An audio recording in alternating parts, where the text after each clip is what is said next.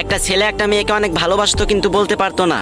অনেকদিন অপেক্ষার পর অবশেষে ছেলেটি মেয়েটিকে গিয়ে বলল, আমি তোমাকে অনেক ভালোবাসি। মেয়েটি কিছুই বলল না এবং ভাবলো দেখি একটু পরীক্ষা করে যে সে আমাকে কতটুকু ভালোবাসে। এরপর থেকেই শুরু হলো ছেলেটিকে কষ্ট দিয়া, অবহেলা করা, খারাপ ভাষায় ব্যবহার করা, আরো কত কি।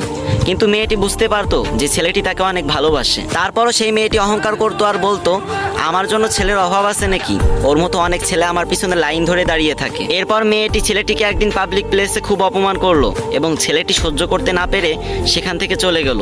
তারপর থেকে ছেলেটি আর মেয়েটিকে কখনোই বিরক্ত করেনি। এরপর অনেক দিন কেটে গেল এবং মেয়েটার খুব খারাপ লাগতে লাগলো এবং সে বুঝতে পারলো যে সেও সেই ছেলেটাকে ভালোবেসে ফেলেছে। এরপর মেয়েটা ছেলেটাকে খুঁজতে খুঁজতে তার বাসা পর্যন্ত চলে গেল এবং তারপর সে শুনতে পেল তার পাগলটা এখন আর দুনিয়াতে নেই। ওই দিন মেয়েটি পাবলিক প্লেসে খারাপ ব্যবহার করার পর ছেলেটি বাসায় ফেরার সময় একটা রোড অ্যাক্সিডেন্টে মারা যায়। তাই আমি আপুদেরকে বলতে চাই, কোনো ছেলে যদি তোমাকে ভালোবাসে তাহলে তার ফিলিংস নিয়ে ভেবো, নিজেকে নায়িকা ভেবো না।